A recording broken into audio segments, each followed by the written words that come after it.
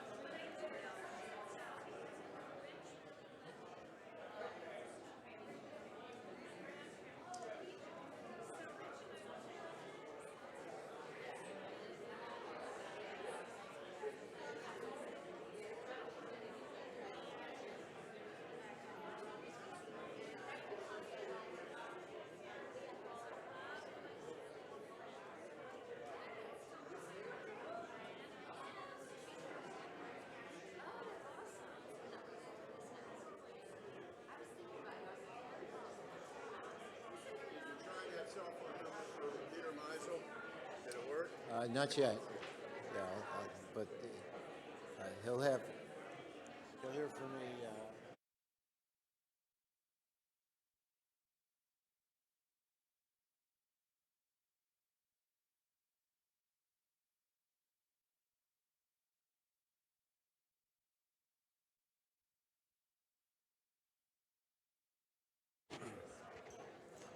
Good evening, everybody.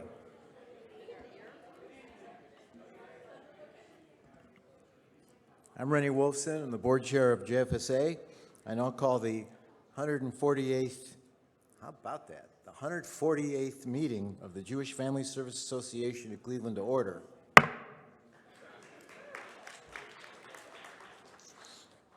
want to welcome those who are joining us in person at this Temple Fair Israel Social Hall. I was fortunate enough to have met Carol through Temple, and my kids knew her from the time they were very young. And why did we know her? We knew her because she's one of those people that just, if you see her anywhere, she reaches out and makes you happy just because you know her. Carol is somebody who takes age and turns it into excitement. The way Carol inspires is with music.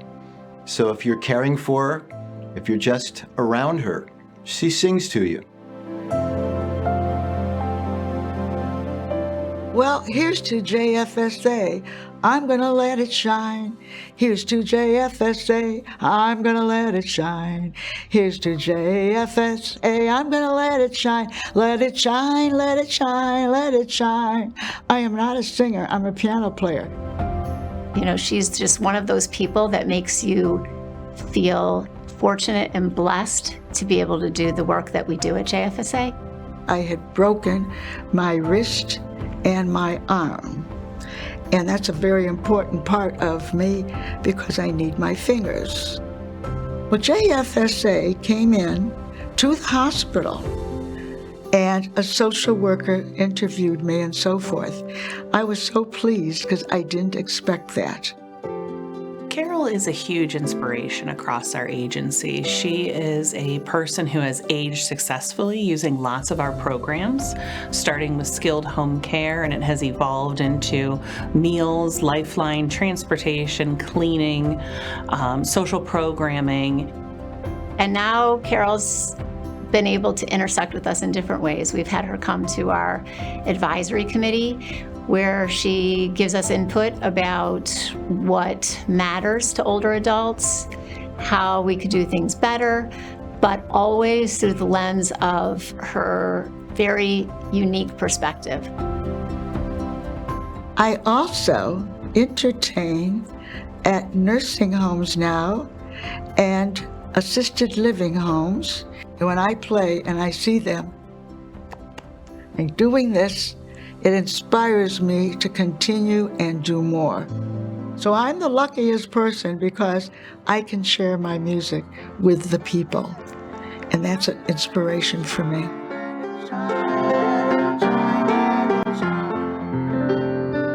Sam has been a member of Plan for almost 10 years now. And he is a really special guy and has so many unique talents and skills and works so hard to be successful at all of them. I'm an abstract artist and a composer of classical music. And I work out of my art studio, and also I compose at the piano. I've written between 400 and 500 pieces, classical pieces. He has been able to achieve goals despite his mental health struggles that many people have not even considered to do in their lives. I'm inspired by a lot of things from natural history. I write music about organisms, plants, and animals, and extinct creatures like dinosaurs. And my art and music makes me feel great. I've been doing art my whole life, but I got back into art and music because of Plan. And I think that's amazing. He's recently moved into his own apartment, and a lot of folks with mental health challenges don't see those as possibilities for themselves. And I think that not only to me, but also to his peers, he is an inspiration. I owe so much to JFSA because they actually helped me find this apartment where I've been for 4 months. It's really amazing what Plan and JFSA have done for me.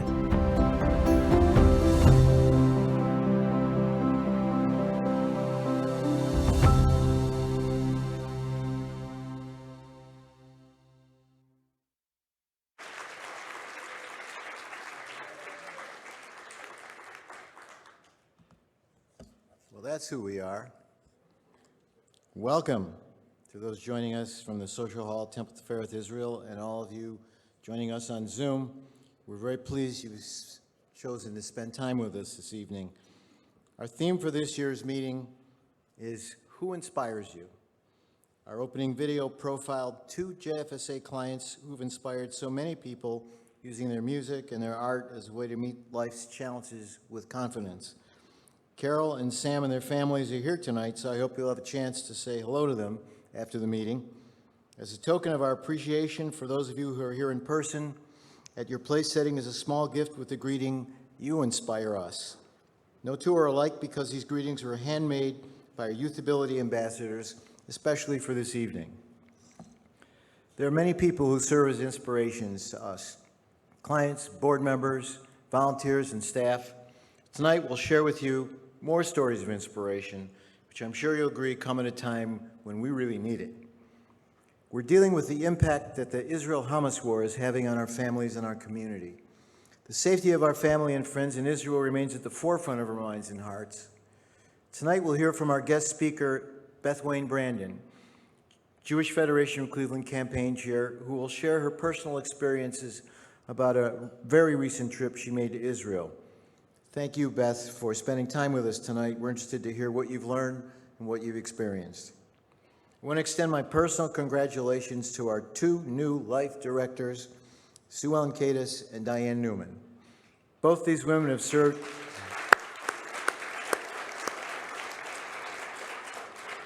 JFSA and JFS Akron for many years and are an inspirational role model for us all. They're here tonight with their families, and a special hello to Diane's daughters who are joining us on Zoom from Denver, Colorado. Hi there. And congratulations to our incoming board members, Tim Goldberg, Taryn Ponsky, and Adele Wolf. Welcome to today, the JFSA family. We're thrilled you have chosen to share your time and talents with us. And now to present this year's leadership report, please welcome Sue Ellen Cadis, Leadership Committee Chair.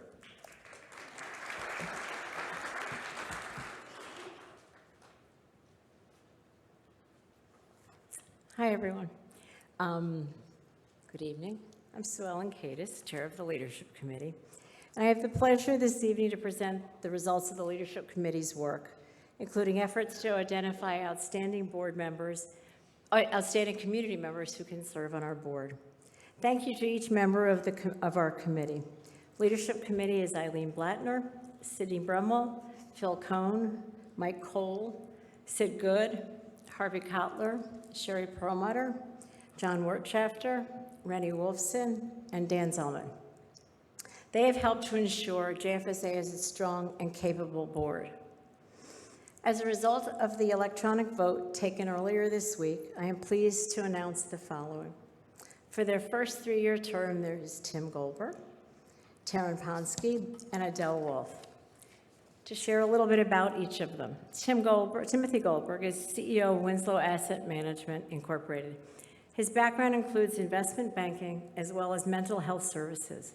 He currently serves on the JFSA Investment Committee, the Temple Tifereth Israel Investment Committee, and is in the 2017 Mandel Symposium graduate of Jewish Federation of Cleveland. Taryn Ponsky is a psychotherapist and art therapist at North Coast Mental Health Associates. She works with children, teens, families, and adults to help promote each individual's mental health and self-efficacy. Taryn has worked with MedWish, helping with their fundraising, social work, and mental health programs. She currently sits on the boards of Israel National Parks Foundation and Park Synagogue. Adele Wolf is a member of the Board of Directors and Audit Committee Chairperson for the A.O. Smith Corporation, a $3.8 billion global manufacturer of residential and commercial water heating equipment headquartered in Milwaukee, Wisconsin.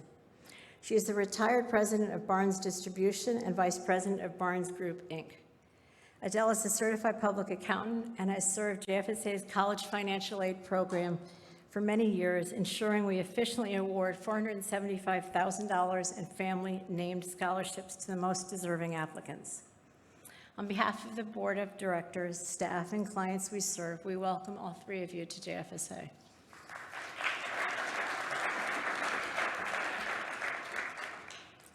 The Leadership Committee and the Board also approved for a second term Mike Cole, serving a fourth board term Sandra Goldman, for their fifth board term Larry Rothstein and John Wise, and for his sixth board term Ethan Cohen.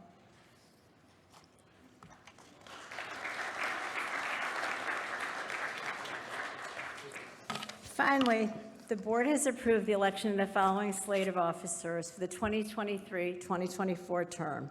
Chair, Rennie Wolfson. Vice Chair, Mike Klein. Treasurer, Patty Rubin. Assistant Treasurer, Adele Wolf. Secretary, Moish Tone. And President and CEO, Susie Bixel. Congratulations to our new and returning board members and our officers. We look forward to an outstanding year ahead with all of you in place.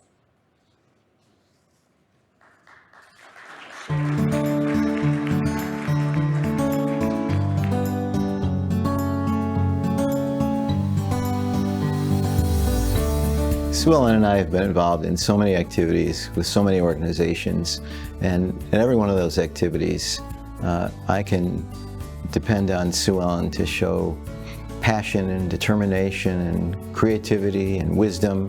It's always great to work with her.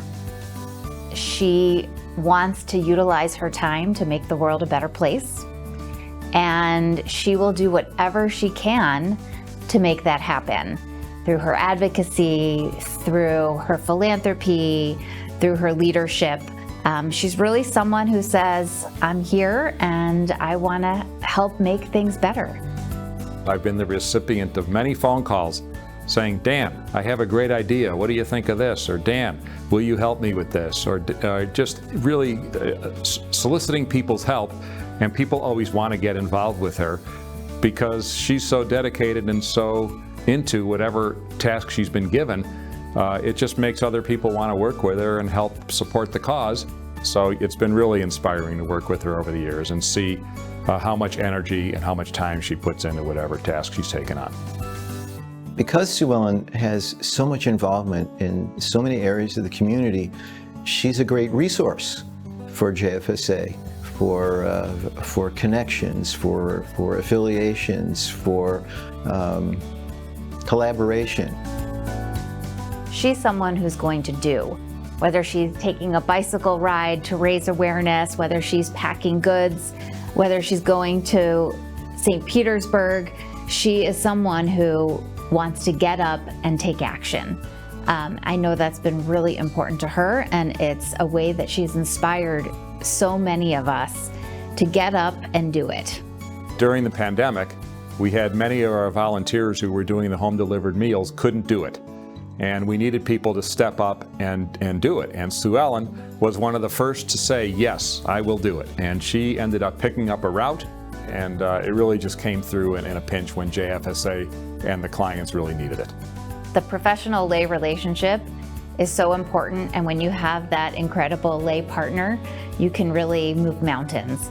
And I appreciate everything that Sue Ellen does to help lead our development committee and to provide incredible leadership in our community. She's had a life of community leadership, and just the whole characterization of life membership just fits Sue Ellen perfectly. She's been one of the hardest working volunteers for a lot of years, and bestowing this honor upon her is a big thing, and it's definitely well deserved.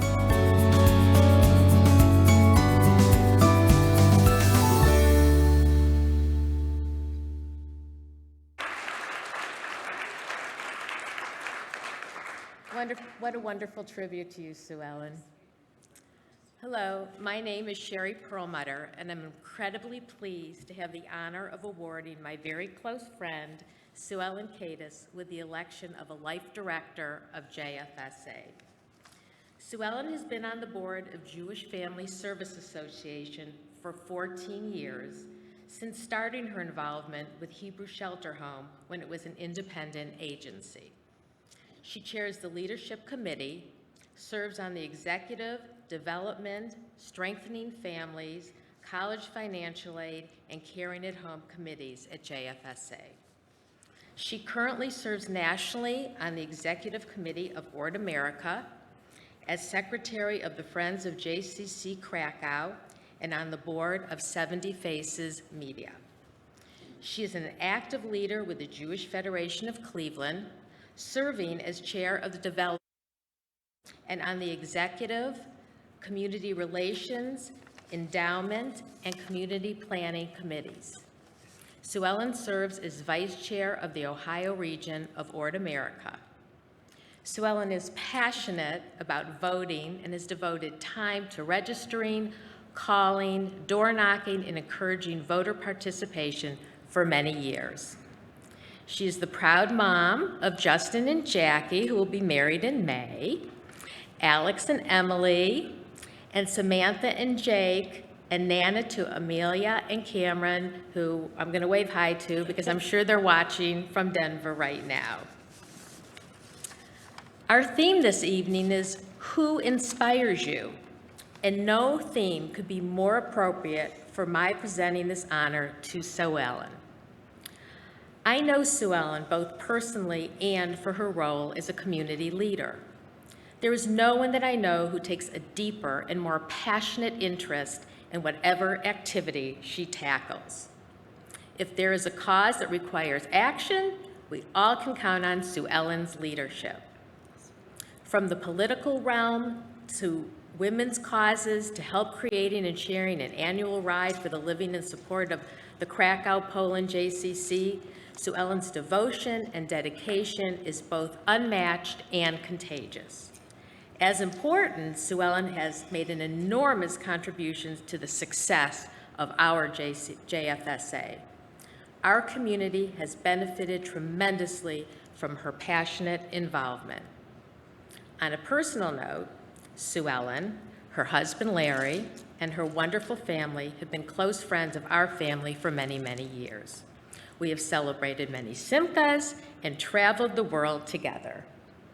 I so enjoy her excitement in being a wonderful wife, mother, and now in the newest and perhaps most fulfilling role as Nana to the adorable Amelia and Cameron.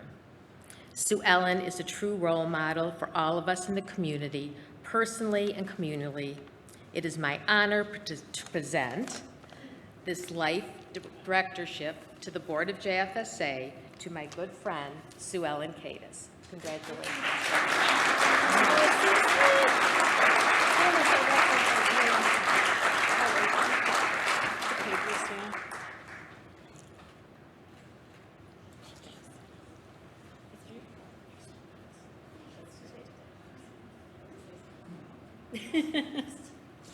So Ann told me I have 2 minutes, so hopefully I will share what I have to say in 2 minutes.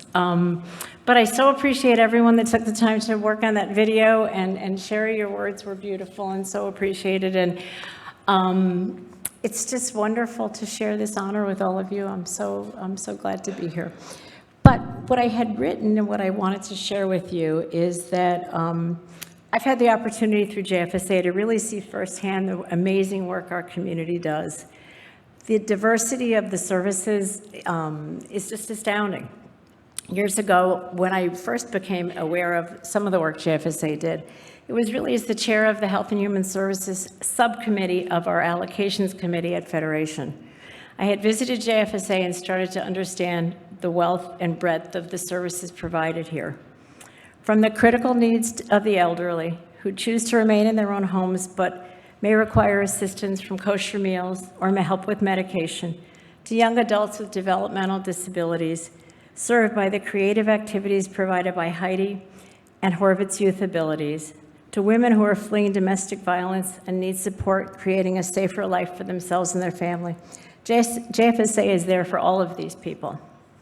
I'm proud of the longstanding services JFSA has provided and the newer initiatives, including the Hesed Center and the Alzheimer's Disease and Dementia Care Program. They've become projects of the agency much more recently. My Judaism comes from a deep commitment to our Jewish values, ethics, and morals to repair the world and care for one another.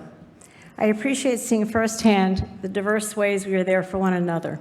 I've served on the JFSA board for years, but I've also volunteered at the COVID vaccine clinics, delivering meals, and visiting seniors with baskets of goodies before Rosh Hashanah, all ways we really provide for and reach the clients in our community. My life has been enriched by the challenges I faced with JFSA and other places, and it's been enriched and challenged both.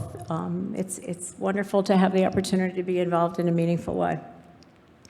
I remember the day during COVID, before we had vaccines, when I dropped off meals at a senior's home in Mayfield Heights. I had found the home and left the meals at the side door, and with that, I had completed my 6 deliveries for the morning. I wasn't home for 10 minutes when I got a phone call saying that I needed to have brought the meals into the house and put them on the kitchen counter. The client was in a wheelchair and couldn't navigate the one step to reach the meals where I had left them. I learned that not everyone is always as able as we expect. Where I left them was the wrong spot. But I went back and fixed it, and he then was able to enjoy the food that was the meals that were delivered. I'm proud to serve alongside the dedicated staff and volunteers at JFSA to make our community a little stronger and more resilient. I'm so honored to be included as a life director. It's my privilege to have devoted time and energy to this critical agency. Thank you so much.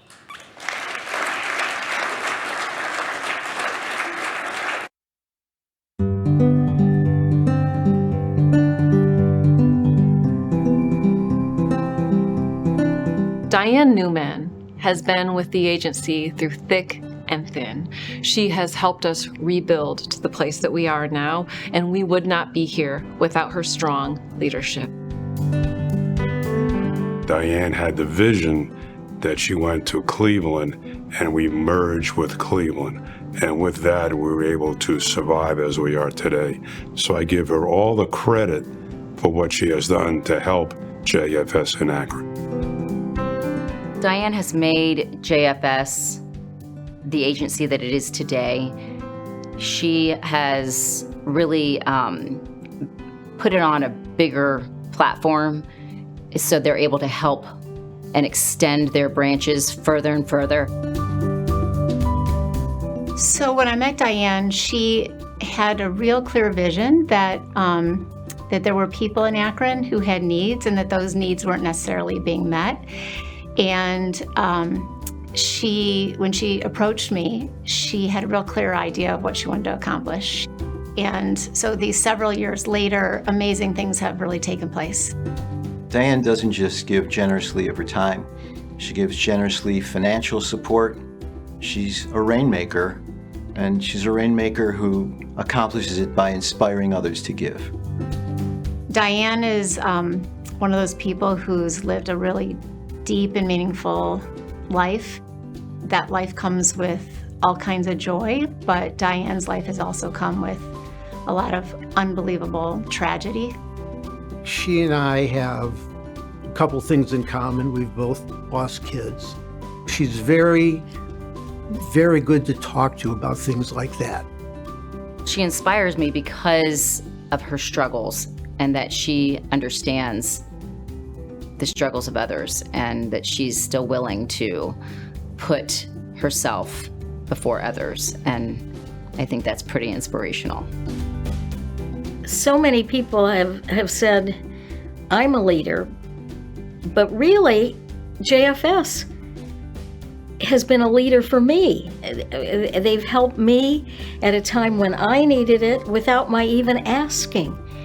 And JFS was not only there for me, but it's there for so many other people. There's no comparison to what Akron JFS was before Diane and after Diane. And really, Diane's had a similar impact on me personally and on JFSA Cleveland, and we thank her for that.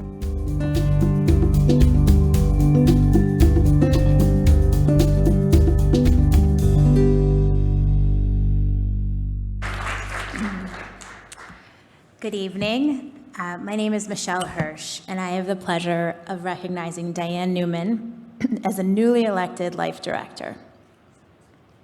Diane has served on the board of JFS Akron for 20 years. She was president after being on the board for 10 years in 1999 and 2001. She returned as president in 2018. Come stand next to me, give me hugs. And has continued in that role. I'm reading this very professional bio of yours that is so all words because you are so much more than these words on this paper. Diane has also served as president of the Akron Federation, which is now called Jewish Akron, and has chaired portions of the annual campaign as well as the overall campaign several times. She also served as president of the Board of Trustees of the Akron Art Museum for 3 years and was on that board for 16 years over a 20-year period. Diane has been named winner of the Women's History Project Award, a fundraising and philanthropic award from the National Philanthropy Professionals Association, as well as an Athena Award and the United Way Power of the Purse Award. Diane currently serves on the Children's Concert Society Board, which brings live music into elementary, middle school, and high school in the greater Summit County area. The board also brings children from kindergarten through 8th grade to Akron Civic Theater once a year, as well as sponsoring a Scholastic Composer Contest. She is here tonight with her husband Herb, with whom she has been married to for 62 years. Now, all those words are very, Herb just said something funny because that's what he does. All these words on this paper are very impressive, but anyone who knows Diane knows that she is so much more than fancy words on a paper. Growing up in Akron, Diane probably has known me my entire life, and everyone in Akron knows everyone in Akron, and half of us are related, and that's okay. But what I grew up knowing about Diane was that she was this quiet powerhouse. She was this woman that had a thriving, successful career, who made philanthropy a priority, but also was the most amazing mom. And she could do all three of those things at the same time. And growing up and having a woman like that in the Akron community was something that is truly priceless. And mentioned several times in this video is Diane's vision. And her vision comes from so much more than all of her stylish glasses, because she has a lot of pairs of very stylish glasses. But she sees things in a way that no one else does. And then she acts upon those things that she sees in the most quiet, wise, and humble way until it actually gets done. And to me, that is the ultimate form of leadership. The quiet leader that doesn't want the credit, that doesn't want all the accolades, even though she still gets them, but because it's what she wants to do. Her whole career was fighting for people with Social Security to make them whole. Her life and dedication to Jewish Family Services is about finding people the resources to make them whole. Her life as a mother, as a wife, as a friend, as a grandmother is to make her family whole. And her life is not just about her dedication to Jewish Family Services, but the word family. Because as long as I've known Diane, family is always her first priority. And anyone who truly knows Diane is a part of her family. And what Diane has done for the Akron family, there are no words. Because without this merger, there are no words. So we all have Diane to thank for not only her leadership and her dedication, but for the thousands of people that none of us will ever know, but Diane has touched through her quiet, impactful, and humble leadership. And all of us are thanking you on Zoom, in this room, in Akron, up above. We're all very thankful, and we love you.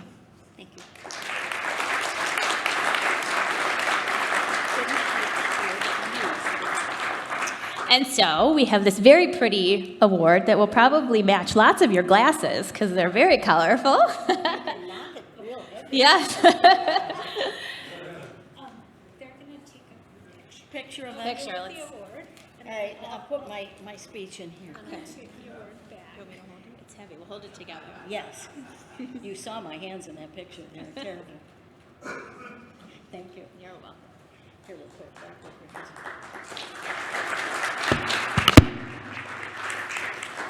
I'm rather low to the ground. I need to have the microphone low. Well, I am just so amazed at this wonderful award, but I have to tell you, I feel like an imposter. The wonderful people at JFSA and JFS are so much more inspirational and how they do their jobs, care for and about their clients, and reach out in ways that most of us can't even fathom.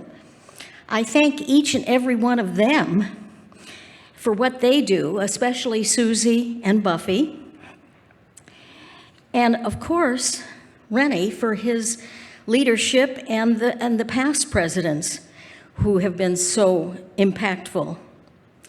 And of course, I have to thank my husband, Herb Newman, who has made this all possible because he made me go to law school. And then he supported me once I retired. So thank you very, very much. I am most honored.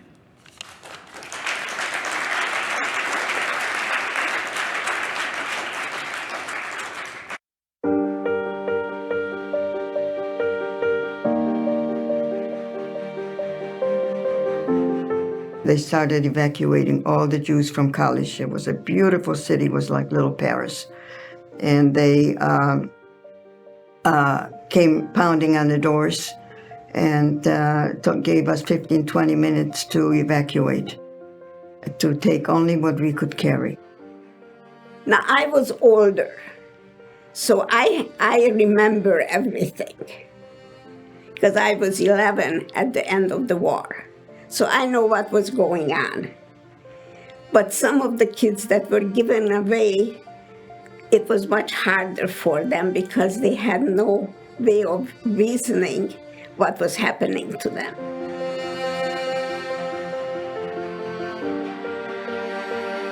It's very important to that they tell their story, because as a social worker, ask people all the time, do you know anything about the Holocaust? People are forgetting or may have never learned about the Holocaust. And one of the most important themes is never forget.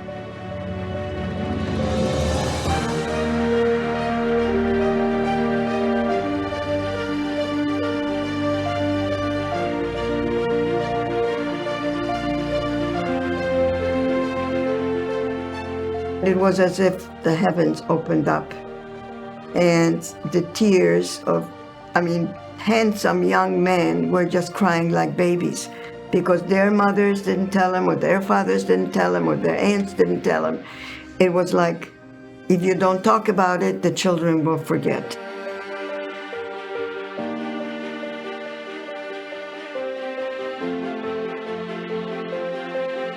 He was the first one. He jumped up, came up to me, shook my hand, and said thank you.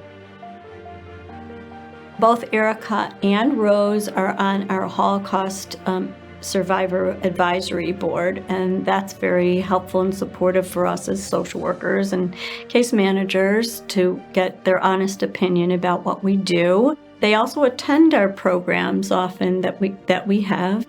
That's my most enjoyable committee, because we're doing something positive, and the Jewish Family Service is doing something really great. I'm glad that they are helping. All of us are getting old and we all need help. I'm very inspired by the Holocaust survivors who I am so fortunate to serve. They have such resilience and love of life. I don't cry as much anymore, but I still cry when I tell my story. So it's still with us. It's still deep down with us. Erica and Rose, as child survivors, are the last witnesses to tell the story so that none of us ever forget.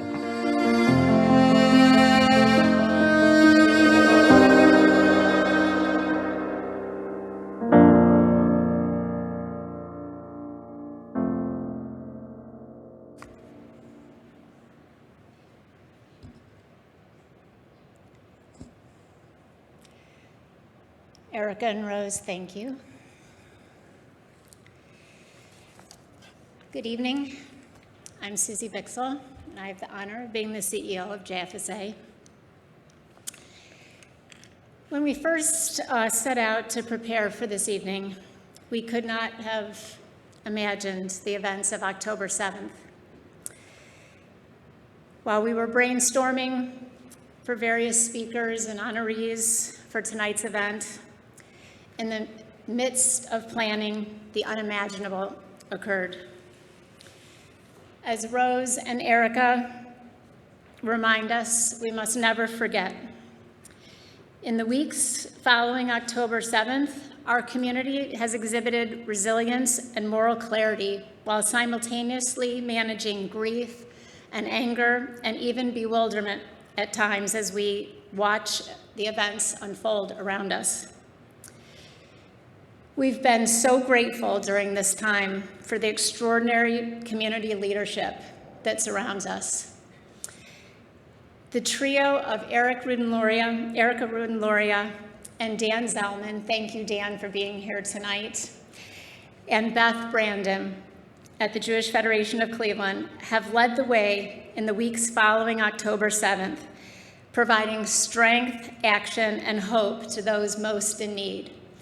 I have found myself in the last 6 to 7 weeks, like stopping and thinking, like, I know these people, and just being amazed by the leadership they have shown these last 7 weeks. We welcome Beth tonight to share her thoughts on her recent trip to Israel, where she saw firsthand the devastation wrought at the hands of Hamas.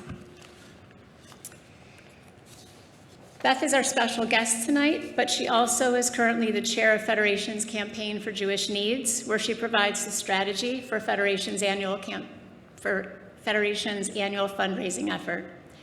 Beth is a dedicated community volunteer, serving as Federation Board of Trustees Vice Chair, previously serving as Allocation Chair, Government Relations Chair, and Women in Philanthropy Chair. Beth has served on the boards of the Mount Sinai Healthcare Foundation, Belfer JCB, and the Maltz Museum of Jewish Heritage, among many other posts in the community. Please join me in welcoming our friend Beth Brandon.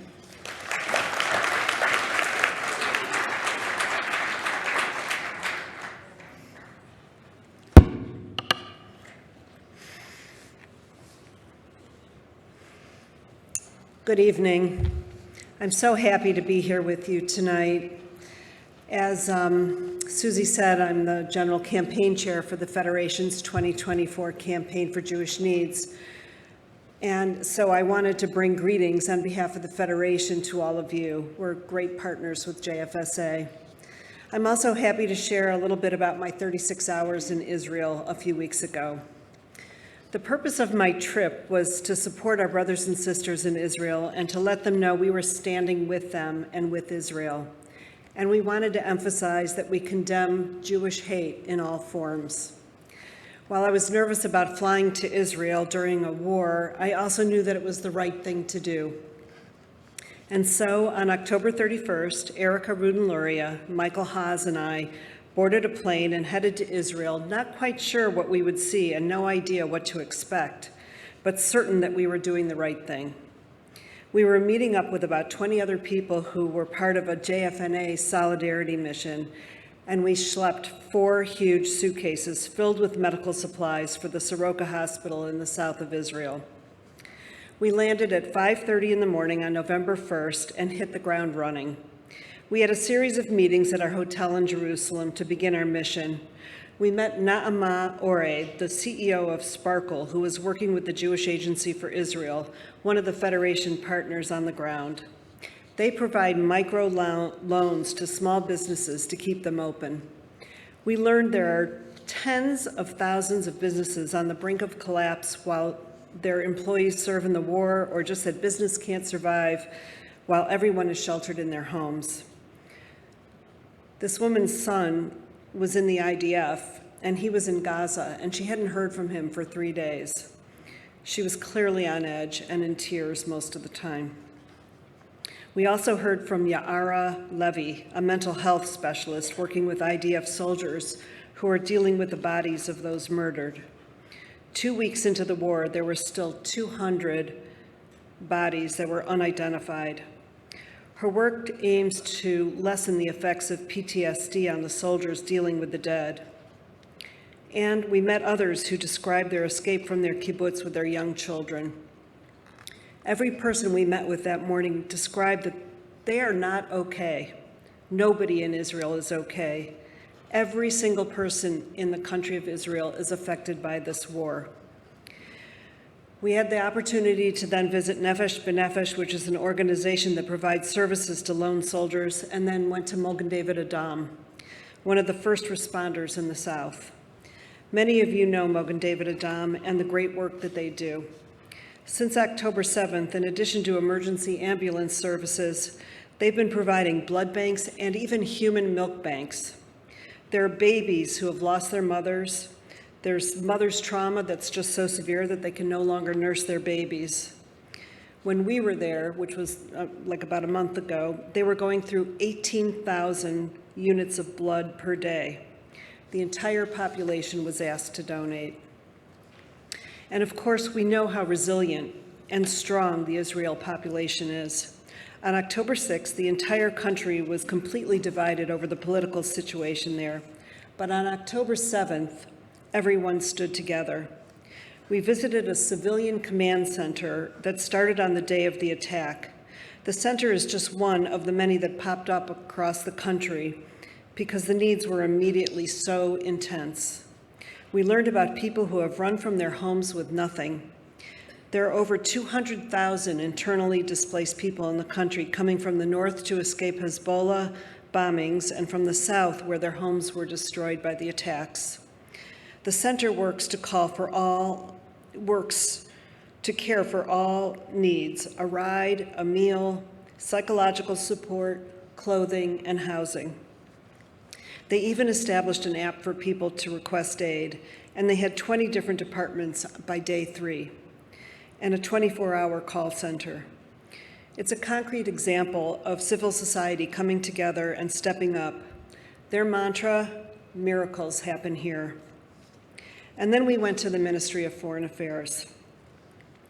This is where we went to go meet some of the families of the hostages. We first heard from Gideon. His sister-in-law, Tamar Goodman, was missing.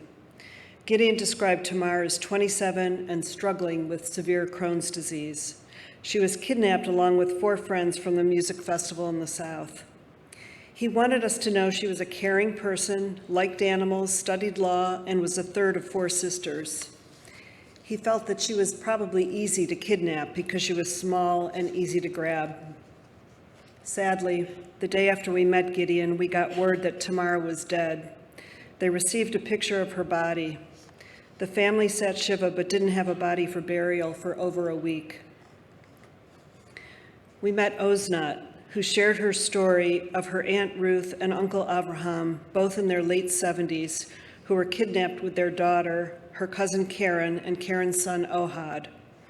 They were stolen from kibbutz near Oz. More than 70 were kidnapped from this kibbutz and more than 20 butchered. The entire kibbutz was burned to the ground. Ohad turned 9 years old in captivity. Oznat cried as she said, "Imagine, what is a 9-year-old child doing during the day? Does he have his glasses? Is he with his mother? Is he alone in a tunnel somewhere with his captors? In 2023, how is this happening?" Ruth and Avraham didn't know yet that their other child, their son, was murdered on October 7th. The family had a funeral and Shiva without the parents and sister. Oznat wanted us to know that Karen is a talented teacher that works with special needs students, and Ohad is a child that is loved by all. Oznat wanted to meet with us because she wanted us to bring the stories of the hostages back to the U.S. She wanted us to advocate to get the International Red Cross to see the hostages. 33 of the hostages were under 18, 10 under the age of 5. We listened, we hugged, we cried. We told them that Jewish Cleveland stands with them and the other hostages and their family members. We promised to keep their loved ones front and center. I felt so bonded with the people we met. And so I cried when I saw that Ohad, Karen, and Ruth were among the first hostages released last week. Unfortunately, Avraham was not. We are only just now learning about the conditions that they were held under. Limited food, only hard chairs to sleep in, often in the dark. But I was relieved to know that during their whole time of captivity, Ohad was with his mother and his grandmother. We spent the balance of the day meeting representatives of the Jewish Agency and the Joint Distribution Committee, our Federation partners who are on the ground. We finished the day with a Zoom back to Cleveland and to report on our day, and this was only day 1. On day 2, we drove to the David Hotel next to the Dead Sea. This hotel usually houses tourists, but instead, the hotel was full of refugee families who lost their homes during the massacre of Kibbutz Be'eri. Not only did every person lose a family member to either murder or kidnapping, but their homes and livelihoods were completely decimated. Some of the murdered had yet to be identified because of the violence of Hamas. Our Federation partners on the ground have turned the hotel into a refugee center, distributing much-needed goods and building out schoolrooms to give the kids a sense of normalcy. We met Michal and her husband Lotan, who lived at the kibbutz with their 3 children, ages 9, 11, and 13. They lived near her parents and her brother's families. On October 7th at 6:30 a.m., the family woke to what they described as abnormal bombings. Because of the location near the Gaza border, they often heard bombing, but this day was different. They received a message to stay in the safe room because there were terrorists at the kibbutz. They said this has never happened, ever. Their WhatsApp group was shouting different messages. The terrorists are on my stairs. They're outside my house. The messages were from all over the kibbutz. Michal's family stayed in their safe room. From the beginning and throughout the day, they heard terrorists outside of their door trying to get in, and grenades were being thrown through their windows. At 9:15 that morning, Michal heard from her mom on the family chat. Her mom was saying, "They're outside, now inside the house. They're throwing grenades. Dad was shot through the safe room door. Help." And then silence. Michal and her family were rescued at 1:30 a.m. They were in their safe room without a bathroom, food, or water for 19 hours. During their rescue, they kept their hands over their kids' eyes so they wouldn't see all the dead bodies.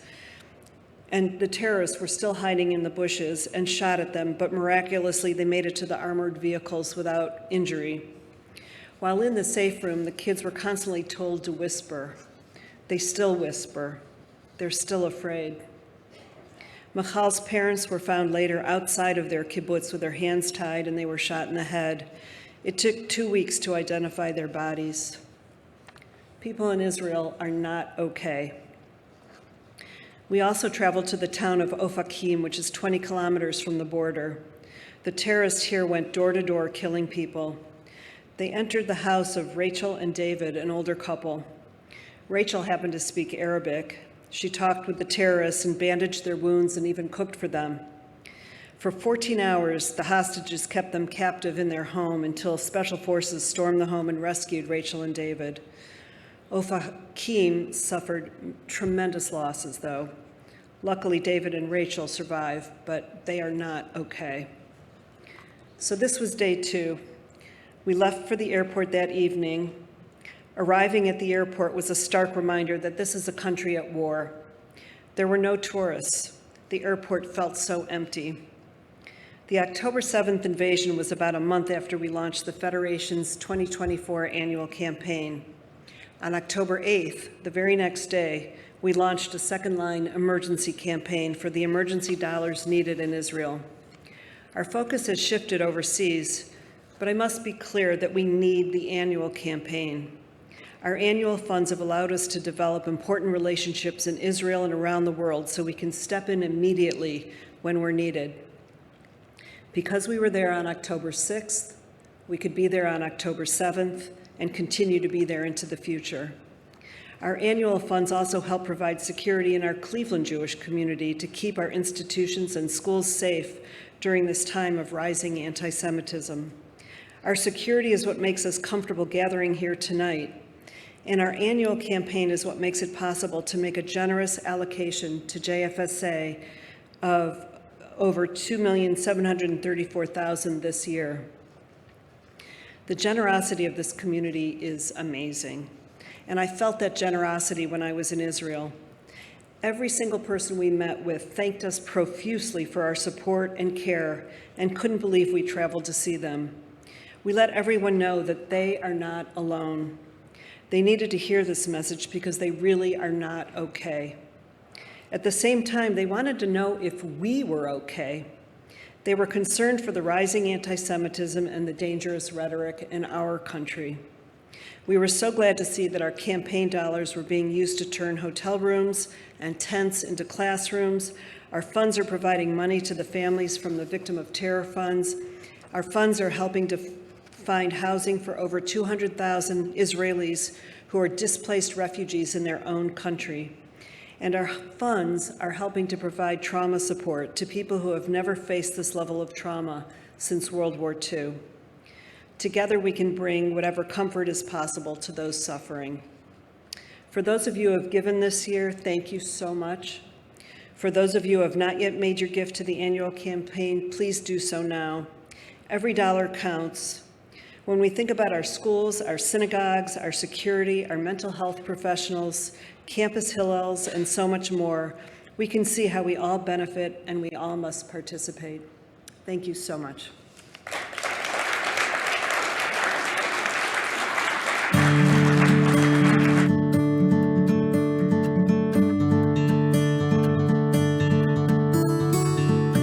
What inspires me to work at JFSA is the immense diversity and the ability to empower both people, employees, and clients to help them find their voice, their strengths, their weaknesses, and their abilities. What inspires me about JFSA is that we're not just a safety net for our clients, whether they're Holocaust survivors, whether they're disabled, whether they have food insecurity. We also provide the solutions. The work that I do every day motivates me, and I'm also inspired by our CEO and the board, who are very dedicated to JFSA. Ever since COVID, there's been the majority of Northeast Ohioans are having a harder time struggling just to get the essentials, and I'm proud to say that I work for a company that gives a helping hand. Our clients are extremely inspirational. It doesn't matter which client or which department I'm talking about. They're all inspirational, and I love encountering them in the office, in the field, and in the community. All of the staff here who work together to provide the best care, they all inspire me. They inspired me to leave a job of 20 years because I was so proud to come here and work. I see so much good that it makes me want to be better. I'm so fortunate that in this role I have the opportunity to speak with clients one-on-one on the phone and help talk to them about their needs, connect them with additional services. What inspires me about coming to work at JFS every day are the staff and the volunteers and everyone working so hard to take care of the most vulnerable people in our community.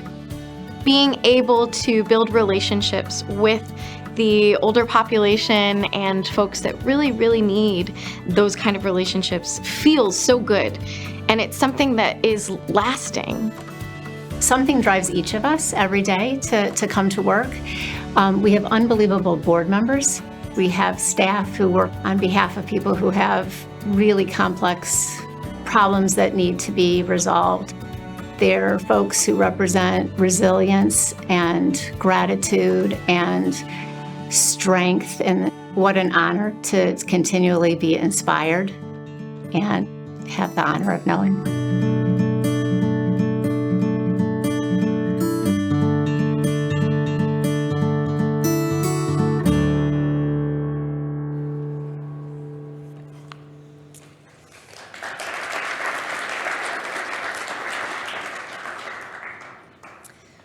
When Ann and I first sat down to begin planning for this evening's annual meeting, we began to think about what was special about the last 12 months. What made these last 12 months unique? What will we take away from them? There was so much to celebrate about this past year.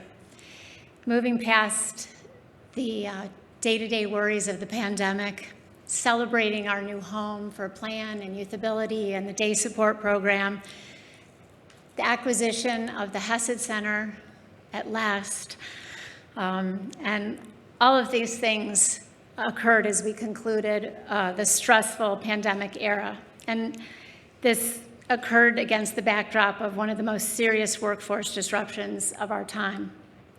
So what makes a year like this last one possible in light of the challenges that we face? The answer to this question quickly filled the sheet of paper in front of me as I sat with Ann. And the answer, I think you saw this evening in the videos that we showed. The answer are all of the people that inspire us at JFSA, the people that you heard about tonight, and so many more. Right up at the top of that, though, are our remarkable staff. Tonight, I'm going to publicly acknowledge 3 of those staff, our annual milestone winners who were recognized this fall at the Employee Recognition Dinner with the William Wartzman Professional Achievement Award and the Bernie Arshenovitz Distinguished Service Award. This year's recipient of the William Wartzman Professional Achievement Award is Leslie Seiger. Leslie's with us this evening. Leslie is our grants manager, for those of you who don't know Leslie. Leslie takes those programs that we're proud of, and she tells the JFSA story in a way that helps others see JFSA better. Leslie has an unbelievable ability to tell our story with tremendous writing skill, but it's really her incredibly sharp mind. She can sit down with any staff. She goes from department to department and listens to any level of staff tell their story, and she puts it down on paper and takes it to the foundations and sells our story with a skill that is quite unique. But she does this particularly well for JFS Akron, for the dementia program, and for the Hesed Center. Hannah Doles and Scott McCollum are not with us this evening. They are the winners of our Bernie Arshenovitz Award, which recognizes individuals who provide client service. Both of them have been promoted between the time of our milestone dinner and this evening, which is great news for us at JFSA. Hannah was the individual who launched our dementia program. She's well loved in the community, and she has been promoted within our older adult services program. So she won't be going anywhere. She'll still be working with our dementia program, but also her duties have expanded. And Scott also works in our older adult services program. He was a van driver. He delivered meals. He did a wide variety of services there, and now he has moved into our facilities department working with Ed Stoddard. So he also will continue to see a wide variety of our clients and staff. So we congratulate all of these individuals. I would like to embarrass Leslie as well as all of the other staff who are here this evening, if you will all stand and be recognized.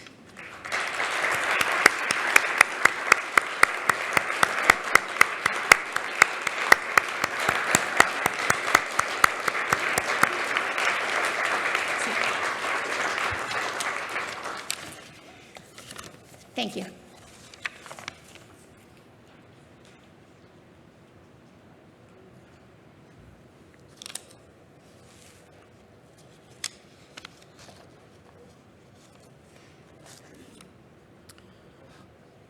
Thanks, Susie. I want to just interject that I'm inspired by Sam and Carol, and I'm inspired by Ruth and Erica. I'm inspired by our great staff. But I want to say I'm inspired by our board, because this is a meeting of the board of directors of JFSA, and you folks are terrific. You're terrific to work with.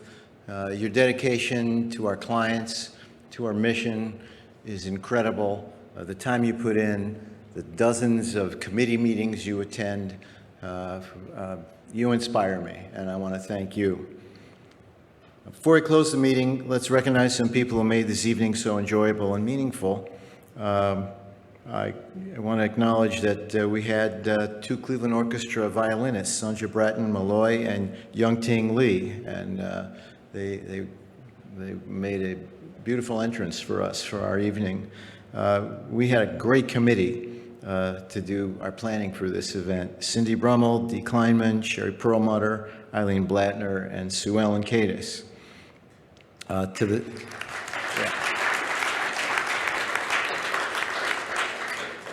to our staff that helped put together these sensational video stories, Laura Dales, Becky Rinaldi, Gilda Katz, and Buffy Ramus. They were terrific. And finally, our dedicated marketing and development staff who produced this meeting, Kim Sirkin, Karen Moses, Sherry Sachs, Leslie Seiger, Lynette Fiston, Robin Ott, and Ann Rosenberg. Thank you so much.